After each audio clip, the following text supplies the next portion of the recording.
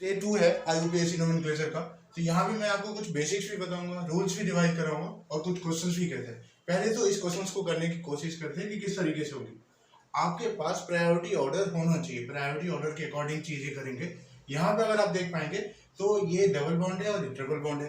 तो double bond comes first अगर priority order के हिसाब से देखें तो, मतलब जो अल्कीन है वो पहले आता है और अल्काइन जो है वो बाद में आता है।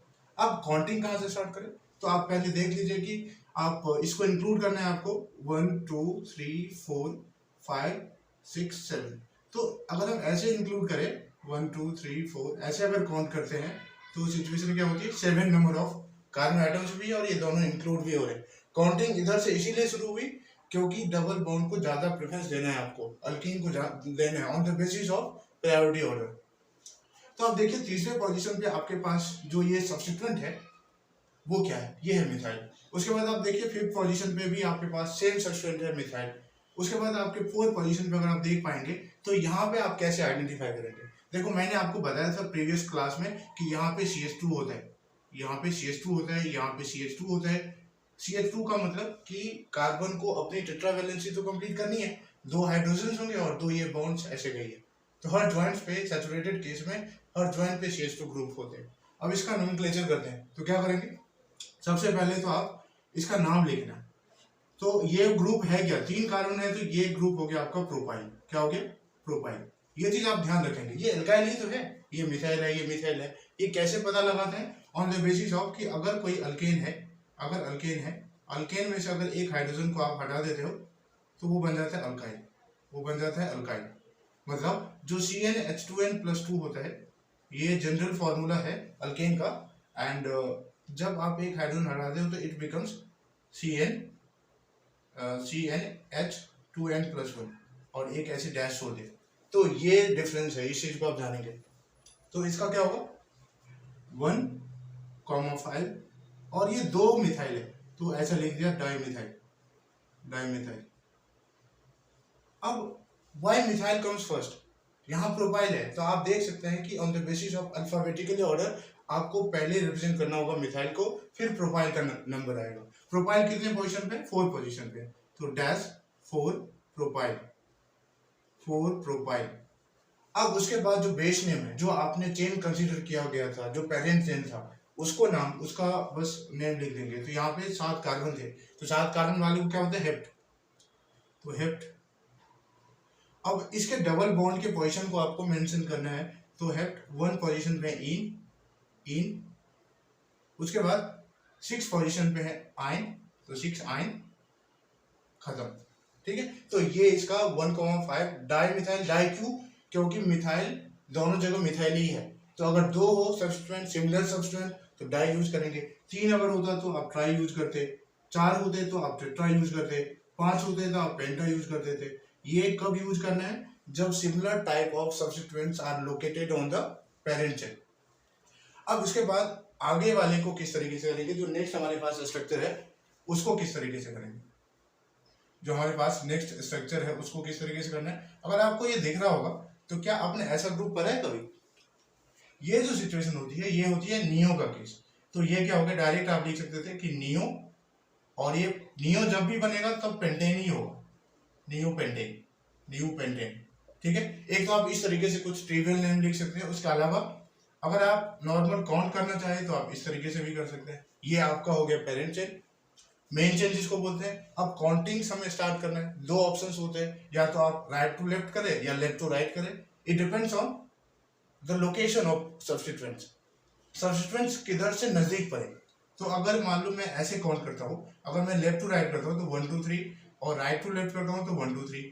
तो सब्स्टिट्यूएंट की जो पोजीशन है दोनों ही केस में 2 है, तो आप किधर से भी इसको नेमिंग काउंटिंग कर सकते हैं। लेकिन आप ये देखेंगे कि दोनों पोजीशन पे 2 पे दोनों सिमिलर सब्स्टिट्यूएंट्स है, और ये सब्स्टिट्यूएंट्स क्या है, CH3 क्या होता है, मिथाइल होता है। तो कैसे लिखेंगे इसको, 2,2 डाई, 2,2 डाई क्यों, क्योंकि 2 है, डाई मिथाइल, डाई मिथाइल।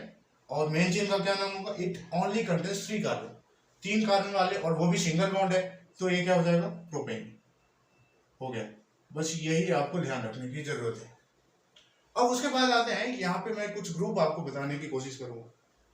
ये जो नियो वाला केस है, अब एक चीज देखो, नियो का क्या मतलब है कि अगर कुछ इस तरीके से होता, सी CH3 CH3 और CH3, और ऐसे अगर बॉन्ड छोटा होता, तो ये देखो ये नियो का केस नहीं है, ये कार्बन मेन चेन से जो अटैच्ड होगा, it is directly attached to 3 carbon atoms, 3 carbon chain, 3 carbon से ये कार्बन डायरेक्टली अटैच्ड है, जो कार्बन मेन चेन को जाके अटैच होने वाला है, तो इसको बोलते हैं टर्शियरी। इसको क्या बोलेंगे? टर्शियरी, टर्ड, और ये 4 कार्बन है तो इट बिकम्स टर्ड ब्यूटाइल, टर्ड ब्यूटाइल, ठीक है। अब ये नियो कब बन जाता है? नियो कौन से केस में बनेगा? तो नियो वाला कंडीशन देख लीजिए। नियो का केस होता है कि ये तो पॉइंट है ही, इसके साथ साथ ये भी जुड़ा यहाँ पे, ये CH3 कुछ इस तरीके से। तो नियो के केस में होता है कि ये कार्बन डायरेक्टली जो है वो 4 कार्बन से लिंक्ड हो, तो ये कंडीशंस बनते हैं नियो का, और ये होता है नियो पेंटेन, नियो पेंटेन। अगर फॉर एग्जांपल ये समझ लो, अगर आप यहाँ से एक हाइड्रोजन हटाओगे, जैसे ही एक हाइड्रोजन हटाओगे तो ये CH2 और डैश मिलेगा, इसका क्या मतलब कि ये पेंटेन से क्या बन गया? नियो पेंटाइल, ये बन गया नियो पेंटाइल। तो ये सब बेसिक चीजें आपको देखनी पड़ेगी, आपको ये आना चाहिए। उसके बाद बात करते हैं आइसो का क्या स्ट्रक्चर होता है। ये तो पता है आपको मैंने किस तरीके से आप टर्सरी को आइडेंटिफाई करेंगे। टर्सरी मतलब ये कार्बन एटम जो मेन चेन से लिंक होने वाला है, it is directly attached to 3 carbon atoms. और नियो वाला केस है कि the central carbon must be attached to the different 4 alkyl group, 4 alkyl group से इसके साथ डायरेक्टली अटैच होने चाहिए। तो इसका क्या मतलब समझिए, नियो कभी ब्यूटेन नहीं हो सकता। ब्यूटेन क्यों नहीं हो सकता? क्योंकि अगर आप ये हटाएंगे ये कार्बन, तो ये फिर तो टर्शरी का केस बन जाता है। इसीलिए एक केस होता है आइसो का। आइसो वाला क्या केस है? जैसे कुछ इस तरीके से CH3 CH2 और CH, और एक बॉन्ड ऐसे छोड़ दीजिए, ये हो गया CH3, कुछ इस तरीके से। अगर यहाँ पे मान लो कि मैं CH2 लिख देता हूं, तो ये केस क्या होगा? आइसो CH और डैश, ये हो गया आइसोप्रोपाइल, ये हो गया आइसोप्रोपाइल, ठीक है। आइसो ये वाला स्ट्रक्चर फॉर्म करता है। आइसो मतलब कि ये जो कार्बन है वो डायरेक्टली 2 कार्बन से लिंक है, और ये सिमिलर सिचुएशन बन सकती है कि जब सेकेंडरी का केस हो, ये सिमिलर सिचुएशन बन सकती है जब सेकेंडरी का केस हो। सेकेंडरी मतलब ऐसा कार्बन जो मेन चेन में जाके अटैच होने वाला है, वो डायरेक्टली अगर 2 एल्काइल ग्रुप से जुड़ा हुआ हो, तो उसको बोलते हैं सेकेंडरी। और ये कितने कार्बन है? 4 कार्बन है, तो सेकेंडरी ब्यूटाइल, ब्यूटाइल, कुछ इस तरीके से। तो ये चीजें आपको ध्यान रखनी पड़ेगी, प्राइमरी, सेकेंडरी, टर्शियरी, ठीक है। आइसो, नियो, ये सब चीजें इंपोर्टेंट है। उसके बाद बात करते हैं, ये मैंने यहाँ पे लिखा कुछ रूल्स क्या होते हैं। आपको क्या पता है? आपको रूल्स के बारे में क्या पता है कि सबसे पहले find the longest carbon containing chain, ठीक है। ये स्ट्रेट भी हो सकता है और नहीं भी।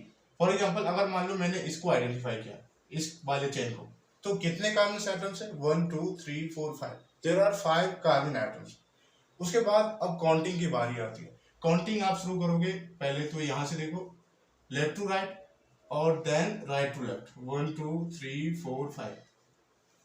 तो आप ये देख पाएंगे कि दोनों ही सिचुएशन में जो सब्स्टिट्यूएंट की जो पोजीशन है वो सेम डिस्टेंस पे है, दोनों सिचुएशन में नजदीक है। यहाँ भी सेकंड पोजीशन पे सब्स्टिट्यूएंट है, यहाँ भी सेकंड पोजीशन पे सब्स्टिट्यूएंट है। इन दिस सिचुएशन हमें क्या करना पड़ेगा? We have to prefer alphabetically order. आप अल्फाबेट्स देखो, ये C2H5 इथाइल होता है, आपको जानते हैं ये इथाइल होता है क्योंकि ये पहले इथेन था। और ये CH3 जो होता है ये मिथाइल होता है, ये होता है मिथाइल। तो आप किसको प्रेफर करेंगे? On the basis of alphabetical, ethyl को। इसीलिए आपकी जो काउंटिंग होनी चाहिए वो क्या होनी चाहिए? Left to right. तो इसका नाम क्या हो जाएगा? 2 पोजीशन पे इथाइल, तो 2 इथाइल।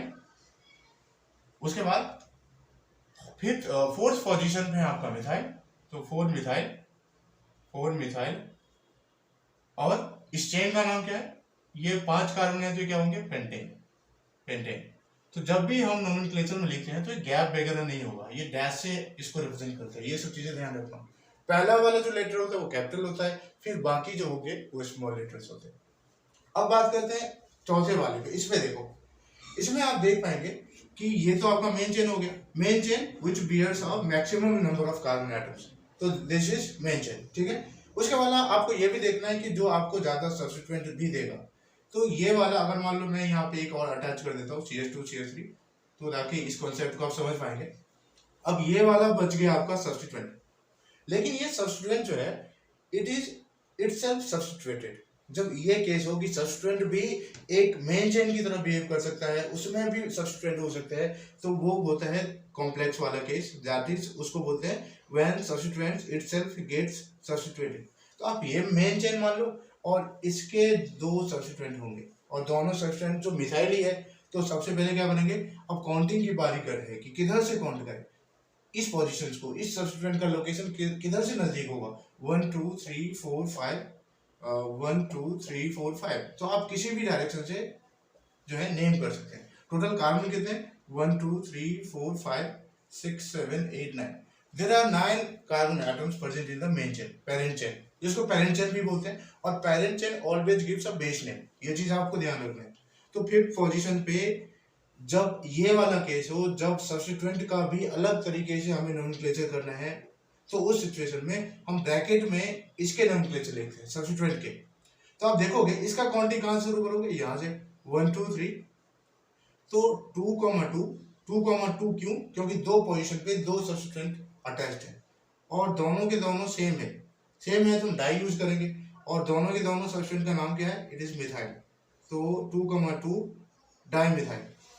और कितने कार्बन है इसमें, 3 कार्बन है, लेकिन एक डैश छूटा हुआ है ना, तो मतलब ये प्रोपाइल का केस है, 2 डाई मिथाइल प्रोपाइल, ठीक। ये तो हमने सब्स्टिट्यूएंट के नोमेनक्लेचर कर दिए और ये इसकी पोजीशन नंबर बता रहे हैं। इसके बाद क्या करेंगे, जो मेन चेन है उसके नाम लिख देंगे क्योंकि वही तो बेस नेम देगा, तो 9 है तो ये क्या हो जाएगा, नोनेन, नोनेन, that is the end of the story, ये कहानी है। तो आपके कुछ रूल्स तो बहुत अच्छे तरीके से आपके दिमाग में होने चाहिए, it must be clear headed in your mind. उसके बाद ऑर्डर ऑफ प्रेफरेंस, ये वाला क्वेश्चन है ऑर्डर ऑफ प्रेफरेंस। ये फंक्शनल ग्रुप है, हमें पता है OH क्या है, फंक्शनल ग्रुप है, ये कीटोन का ग्रुप है, ये फंक्शनल ग्रुप है। इन दैट सिचुएशन हम किस तरीके से नोमेनक्लेचर करेंगे, जैसे मैंने आपको बताया था कि अल्कीन ज्यादा पहले आता है और उसके बाद आता है अल्काइन, प्रेफरेंस जो है प्रायोरिटी ऑर्डर में सबसे पहले अल्कीन आता है फिर अल्काइन आता है। इस सिचुएशन में सबसे पहले आता है कीटोन, मतलब ये जो ग्रुप है आपका, ये जो ग्रुप है, ये जो ग्रुप है ये कीटोन का ग्रुप है, कीटो, और उसके बाद आता है अल्कोहल। तो इसीलिए जो बेस नेम देगा वो कौन देगा, कीटोन के ग्रुप।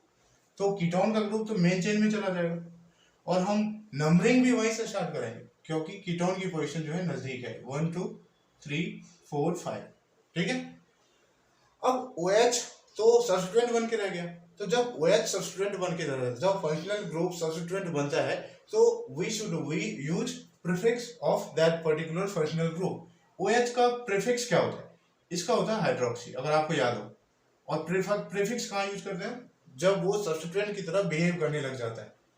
अगर ये सफिक्स होता, तो अगर ये मेन चेन में इसका यूज करते तो OH जो है उसका यूज करते अल्कोहल, मीन्स उसका सफिक्स यूज करते हैं जब वो पेरेंट चेन में बेस नेम दे देता है, जैसे यहाँ पे कीटोन देने वाला है। तो अब क्या करेंगे, सबसे पहले तो हमें सब्स्टिट्यूएंट के नाम लिखने पड़ेंगे, 4 हाइड्रोक्सी, उसके बाद 5 कार्बन है तो पेंट, 2 1 ओन। ये जो 2 है ना, ये डिफाइन करता है, ये लोकेट करता है इस फंक्शनल ग्रुप के पोजीशंस को। तो यही सारा कुछ। एक और क्वेश्चन बच गए, अगर यहाँ पे देखें तो थर्ड नंबर क्वेश्चन, यहाँ पे देखिए क्या करना है, यहाँ भी देखिए दोनों के दोनों कीटोनिक ग्रुप है, तो ठीक है, तो ये बेस नेम में ही आ जाएगा। बस काउंटिंग की बात होती है, काउंटिंग किधर से करे, जो नजदीक पर है। ये तो बेसिक फंडामेंटल रूल्स है, जब भी फंक्शनल ग्रुप जिस साइड से आपका वो नजदीक पर हो, उसकी लोकेशन नजदीक पर हो, उधर से ही काउंटिंग करेंगे, 4 5 6।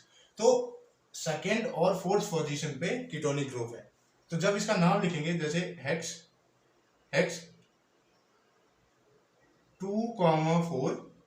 2,4 डाई ओन। अब देखिए 2,4 क्यों लिखा? क्योंकि सिमिलर सब्स्टिट्यूएंट्स हैं यहाँ पे, सिमिलर कीटोनिक ग्रुप है, दैट इज नॉट सब्स्टिट्यूएंट, ये तो बेस नेम में ही दे रहा है। और डाई क्यों? क्योंकि 2 है। और ONE क्या है, क्यों यूज होता है? जब हमें उसको बेस नेम में लेते हैं तो उसका सफिक्स यूज करते हैं, और कीटोन का जो सफिक्स होता है वो होता है ओन।